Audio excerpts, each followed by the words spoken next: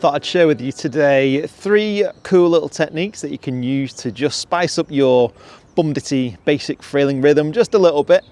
Techniques are nothing too challenging. As a matter of fact, they're just natural sort of evolutions of the basic frailing strum. So if you're at a point now where you've kind of locked in this rhythm, this basic bum-ditty rhythm, and maybe even you've learnt your first song, usually it's like Skip to My Lou or just a simple 1 or 2 chord song, Sugar Hill, that's another easy one. But yeah, assuming that you've got a couple of, maybe 1 or 2 songs and you're just working on that bum-ditty rhythm. Just 3 simple techniques that you can incorporate quite naturally and quite easily into any song that you might be able to play so far. My name is Ben Dorning. I am the creator of banjoadventures.com, a complete apprenticeship roadmap for non-musical adults. So if you want to take your banjo playing to the next level, or if you just want a fresh start from all the way from the beginning, start again from scratch, go to my website banjoadventures.com and I can teach you the way. So yeah, let's just start off with the bum-ditty rhythm. Bum-ditty, bum-ditty, bum-ditty. So when you hear me strum there, I'm obviously strumming all the strings from string 4, 3, 2 and 1. But when I tend to play at speed, I don't necessarily always strum all the strings. As a matter of fact, when I do my basic frailing strum, it sounds like this. Not like this.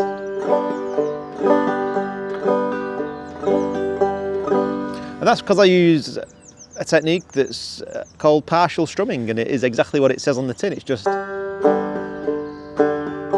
through no fault of my own, I'm just not strumming all the strings. I'm maybe just strumming like strings 4 and 3.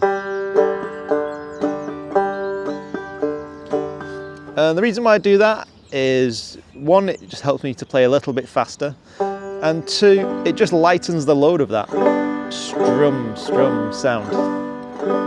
So you go from this to this,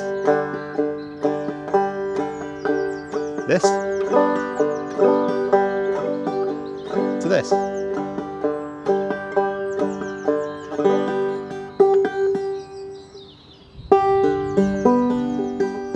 So yeah, partial strumming. Try and include that into a song that you can play. Let's take Skip to My Lou.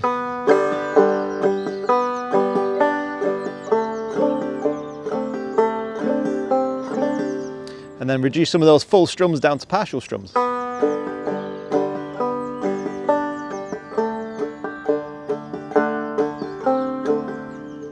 It really makes those melody notes pop in the tune. So that's one technique you can do.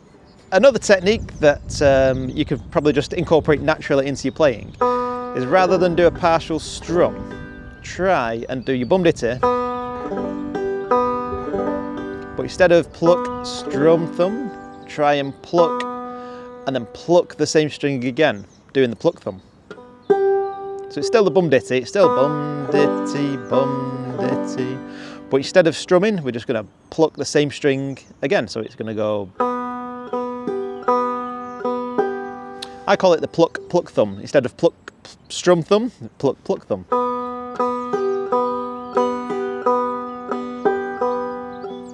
Again, it's just reducing or even removing that strum altogether. So we're not doing that, we're going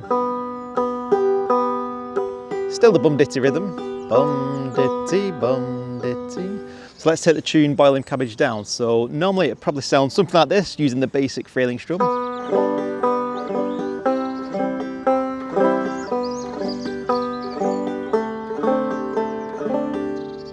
But using that pluck thumb technique, it sounds more like this.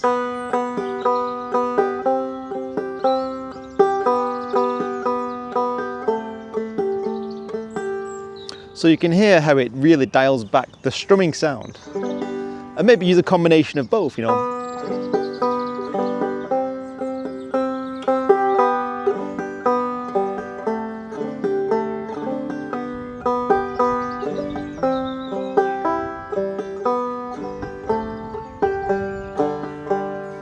So you can hear how I'm just mixing and matching the pluck strum thumb along with the pluck thumb.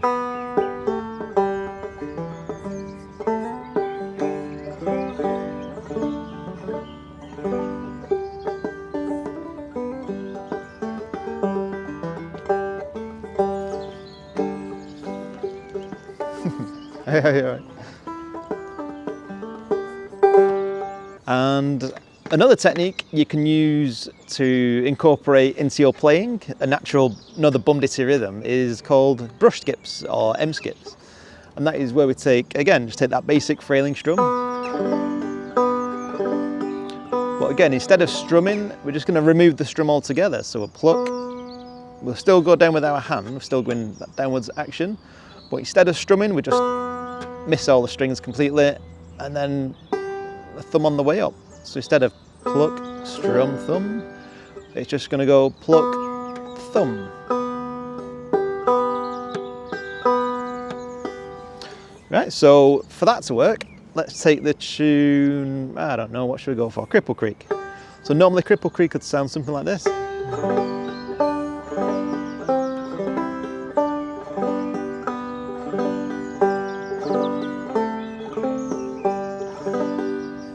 And let's take that exact same tune again, but this time I'll just play it all the way through, only using brush skips, and just listen to how reduced and how more space it adds to the tune.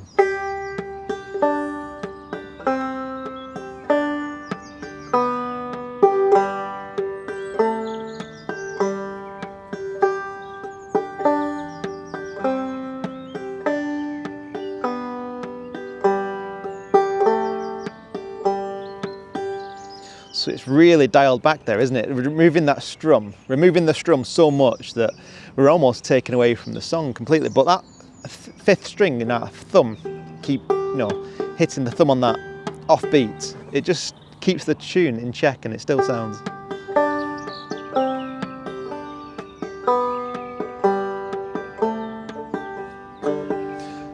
But naturally you wouldn't just play brush skips all the way through a song, you'd mix and match it. So you could use all of them techniques, including the pluck strum thumb, the partial strum, the pluck pluck thumb, and the brush skip. So altogether really there's 4 techniques there, all using that same bum-ditty rhythm. Ditty bum, ditty bum, ditty bum, ditty. 4 techniques there, all using the bum-ditty rhythm, and all can just be interchangeably weaved into any song that you can play that uses that basic bum-ditty rhythm. So yeah, let's go for the Cripple Creek again. This time I'll just mix and match it in any particular random order, and you can just hear how much dynamics it adds to the song.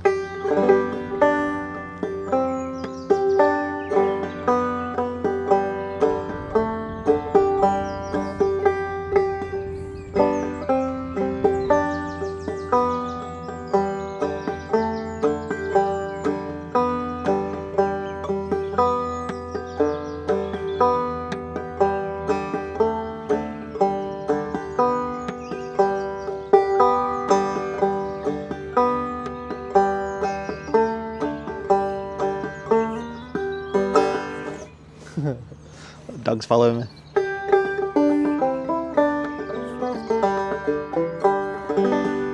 So have a go at that. Have a go at just adding those techniques into your playing.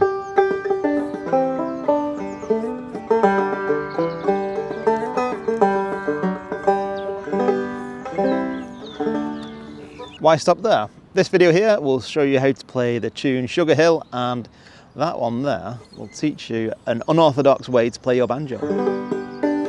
I'll see you on the next video.